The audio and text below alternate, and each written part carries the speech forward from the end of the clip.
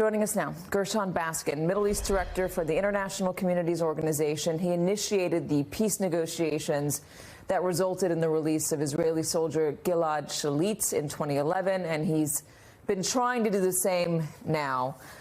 Gershon, we've talked to you a lot about this, and if anybody couldn't picture the person that you were on the other line with, now we know it's Ghazi Hamad, who we saw there. That interview, by the way, was done on October 24th, so more than a week ago. When was the last time? It only just got surfaced, by the way. When was the last time that you spoke with Ghazi Hamad? About 4 days ago, and then he went radio silent.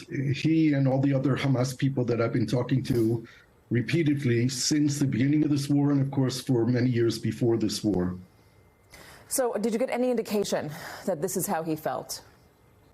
But we've had some very difficult exchanges since October 7th, including him saying that we will fight to the death and we're not afraid, and we will kill a lot of Israeli soldiers when they come to get us. They've been very difficult exchanges, but they were par for the course, I think, knowing that we're in a war situation, they're being bombed, and the horrific things that they did inside of Israel on October 7th. My continued talking with him had only one aim, and that was to try and get hostages freed, and hopefully to try and limit the number of innocent civilians who are killed in Gaza. All the talking that I've ever done with Hamas or with anyone is for the aim of trying to save lives. But I understood that something happened to Ghazi Hamad, and he was a different person than the person that I've known for the last 17 or 18 years. Why are you surprised that he would say this? He, out of everyone that I've known in Hamas over the years, was the only person who actually demonstrated humanity on several occasions. For the 5 years and 4 months that Gilad Shalit, the Israeli soldier, was held in captivity, there were many times that Ghazi Hamad was able to speak to me as a father, thinking about his own children. I tried to humanize the discussions when we talked about the fate of Gilad Shalit as much as possible. I've done the same thing with the bodies of the two Israeli soldiers, but more importantly with the two Israeli civilians who are alive in Gaza since 2014, Avera Mengistu and Hisham Asayed, who is even a Bedouin Arab, who've been held in captivity.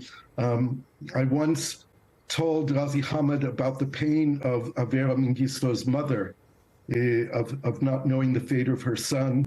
And he came back to me once and, please tell her that he's fine and we're taking care of him. So it was that kind of, maybe it was a lie, maybe it was false, but it showed at least some kind of humanity in him, that he understood the pain of a mother for her loss, for her missing son.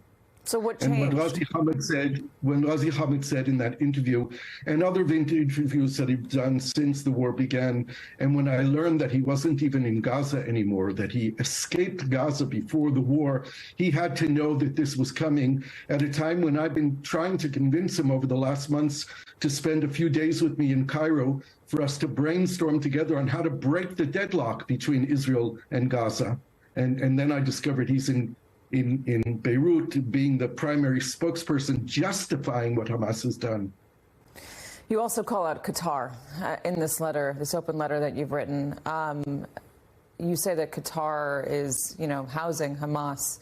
Do you think Qatar is a reliable negotiating partner right now to try to get these hostages out? Look, the Americans put a lot of weight on Qatar because America's largest military base in the Persian Gulf is there. And there are a lot of interest, apparently. But if we're going to be honest with ourselves, there's no way of not saying that Qatar is a state, isn't a state that supports terrorism. It has housed the leadership of Hamas for years. It has funded Hamas with more than $1 billion over the years.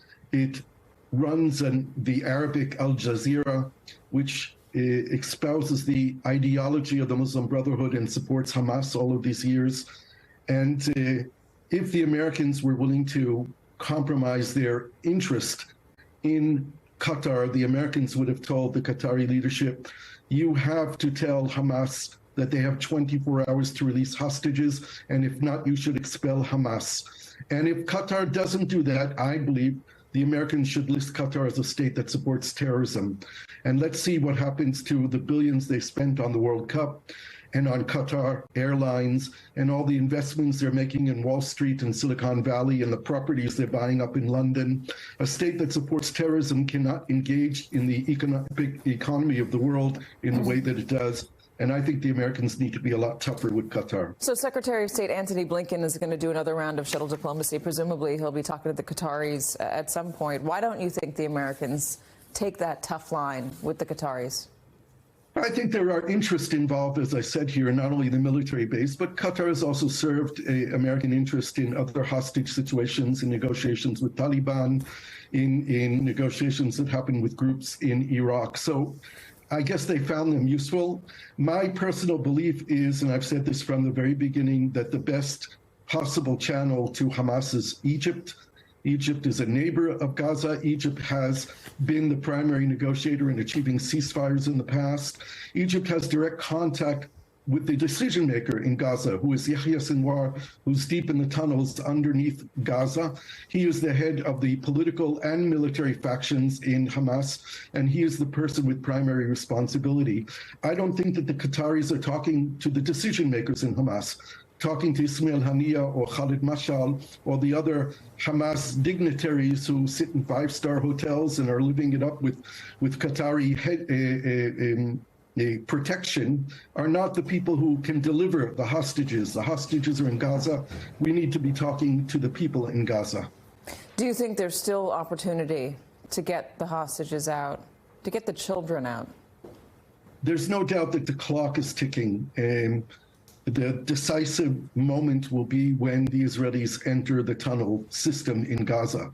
And I don't know how they're going to go about it. I'm sure there's all kinds of technologies and probably robots and explosives. But once they're in the tunnels, once the fight moves from the streets to the tunnels, the hostages are in direct harm's way. They are standing between the Israeli army and the Hamas militants who are holding them hostage.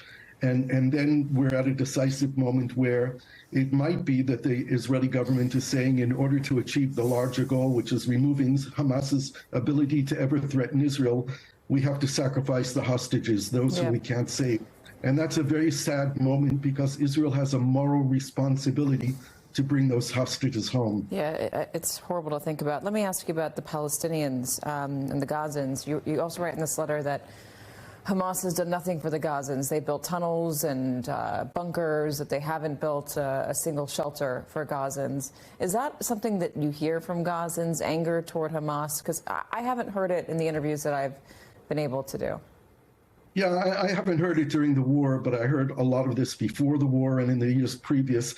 I get a lot of phone calls from people in Gaza. They know that I'm someone who's helped other people in Gaza.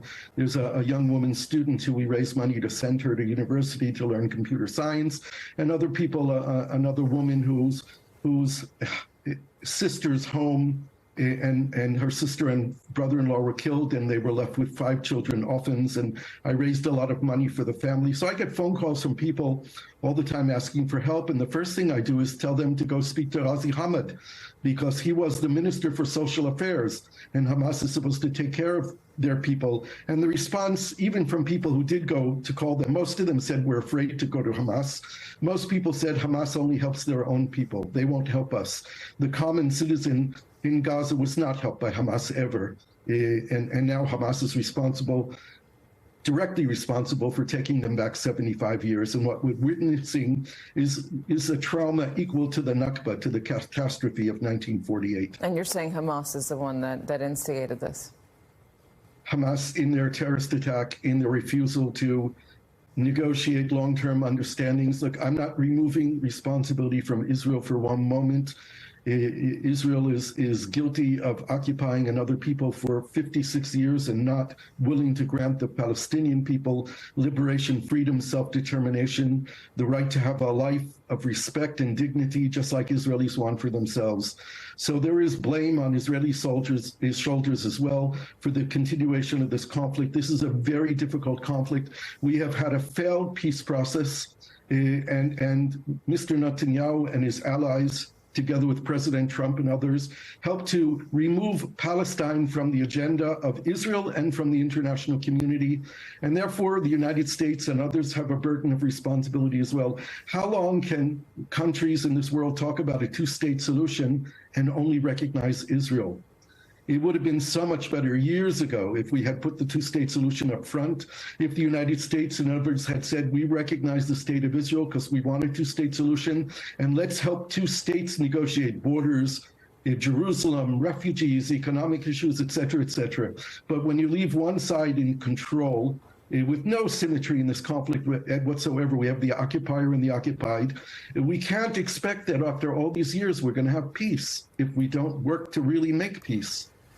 Gershon Baskin, it's been really, really good to have you. And that letter that you wrote to Ghazi Hamad, again, your counterpart for 18 years now, and I use counterpart relatively loosely because obviously, I'm not going to put you on the same footing, but somebody you've had a relationship with, cutting him off and saying that he's lost all of his humanity.